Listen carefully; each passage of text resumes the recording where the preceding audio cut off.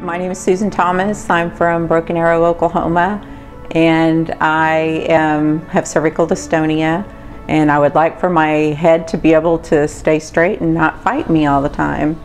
Well, my top three symptoms are the movement in my neck, number one. My head movement, it pulls back and to the left. It's very hard for me to drive my car, to sit at a computer and work.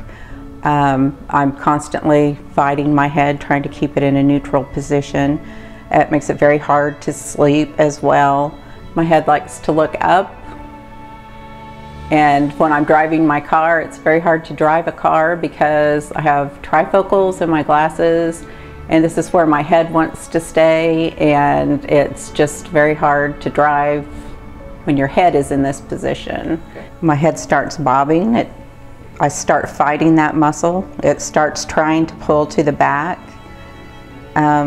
It's very hard to keep my shoulders down, and it's very exhausting throughout the day. When I get up, the fight immediately starts as soon as I get out of bed. It increases throughout the day. Any stressful situation will also increase the movement, the spasm. It just continues throughout the day. As I sat at work, I sat at a computer at work, and throughout the day it just, as fatigue sets in, it just intensifies the spasm, and by the time I go home at 5 o'clock at night, I have to lay down and take medicine. I don't remember exactly the month, but I think it was probably around March of 2015.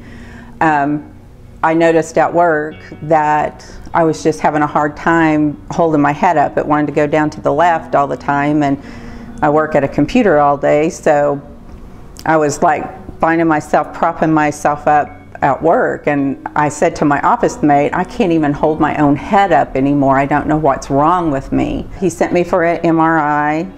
My first MRI, I couldn't hold still enough. My neck, since it moves all the time, the imaging was very blurry, and they tried several times to strap me in and put stuff around me, and the movement was just too much. They said, well, we can't do it. You're going to have to be sedated in order for us to get clear images. So then I went back for my next MRI with sedation. They were able to get all of the images. They determined that I have degenerative disc disease.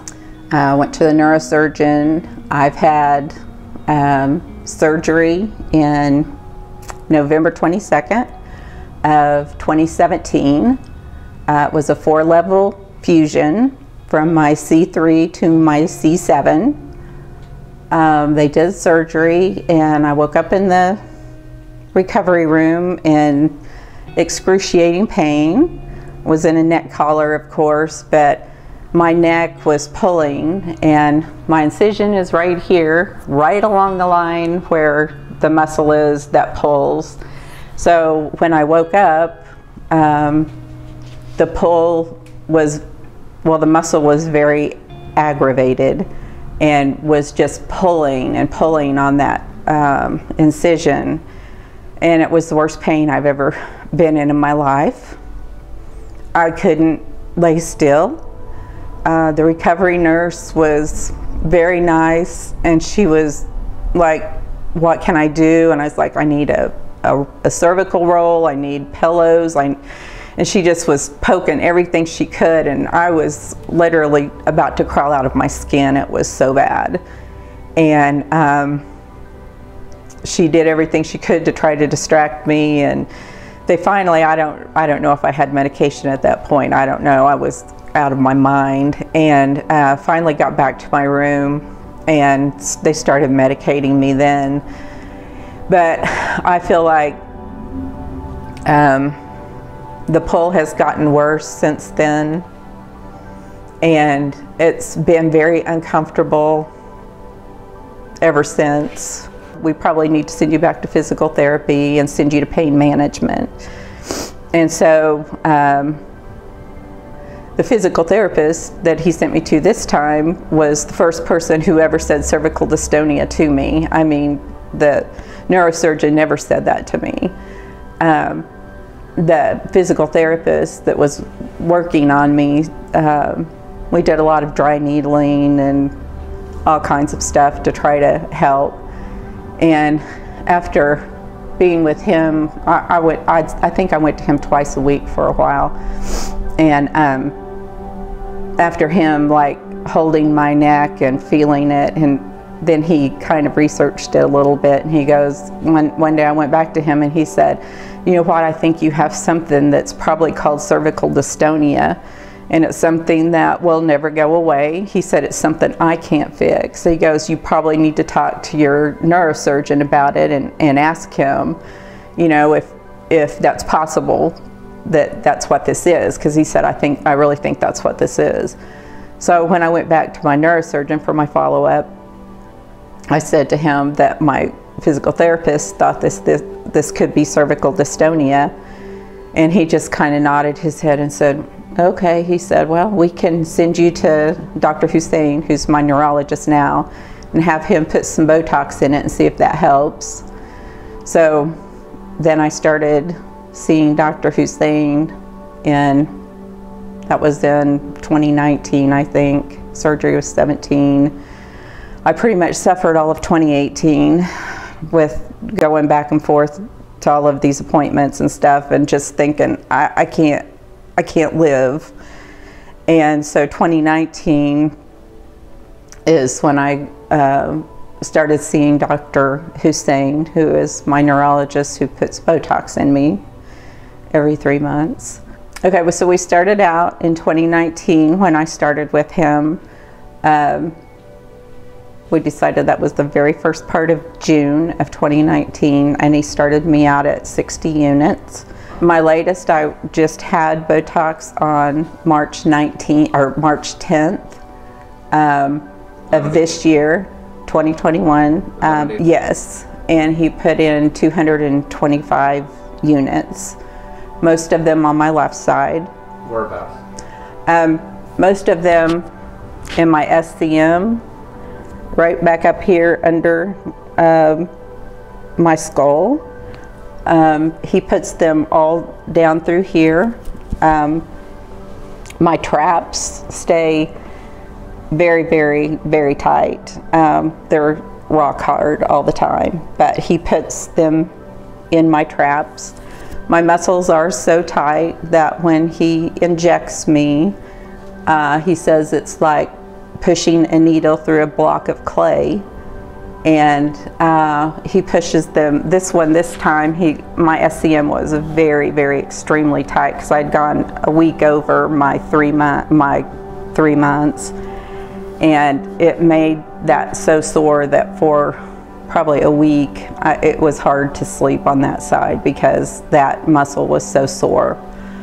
It's finally, after 10 days, has calmed down. 1,400 units.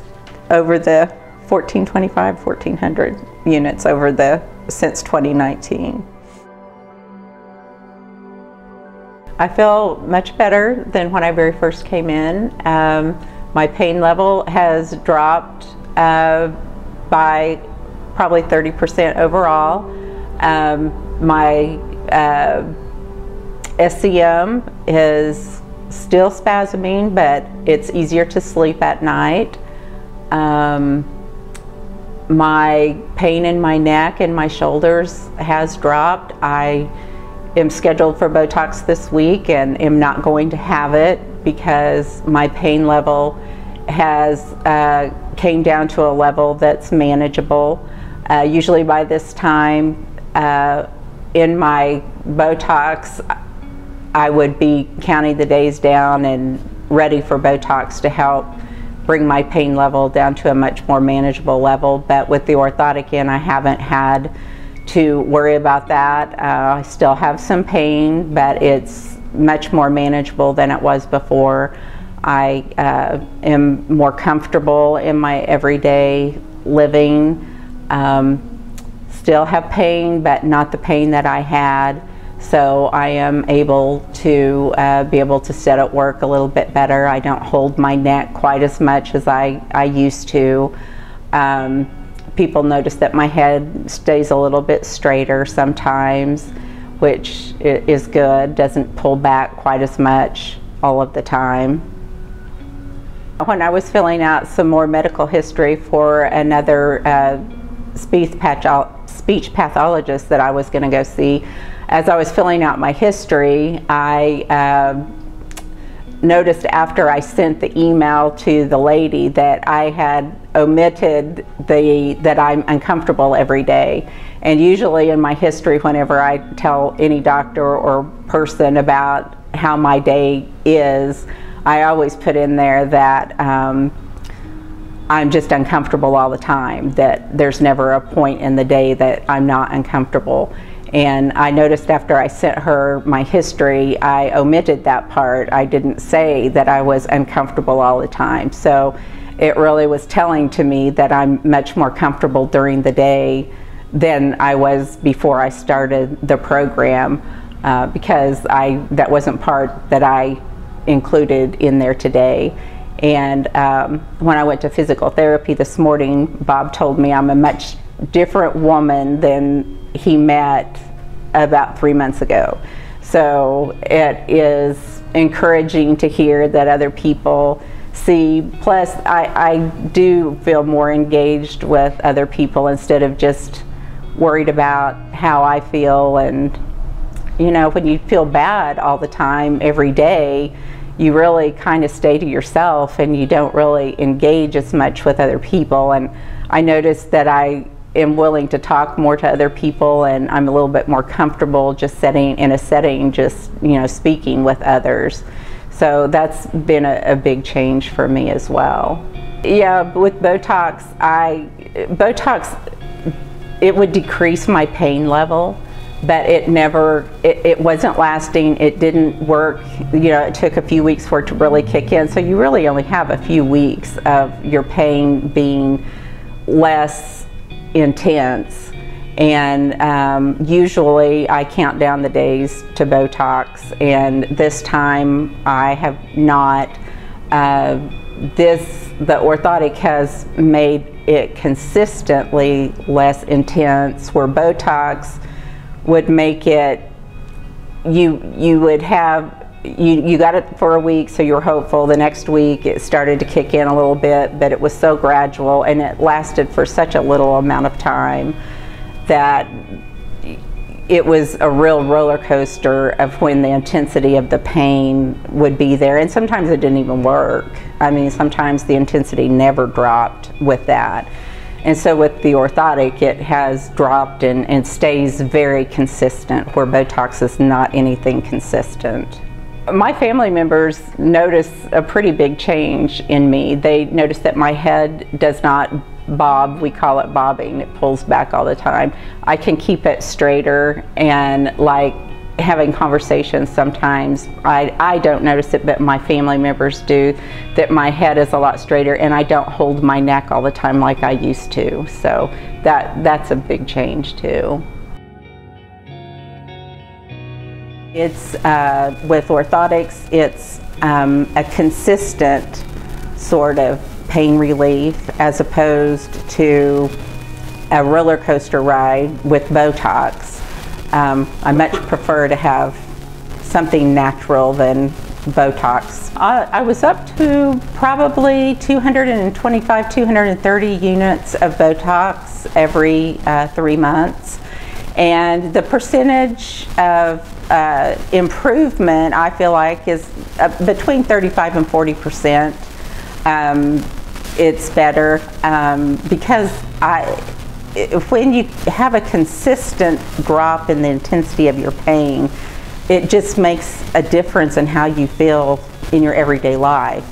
You can kind of count on that, where with Botox you kind of started to know that your time was short and the intensity of the pain was going to start rising again, and you would just start dreading that moment. And then you start counting down the days again until you can have your next Botox injection. And with orthotics, it makes it very level.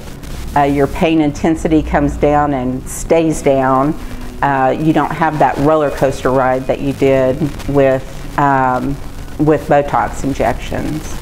Well, the burning sensation is pretty much gone. I would say 80% gone. I only occasionally will get that now. So that has really changed a lot with my orthotic in.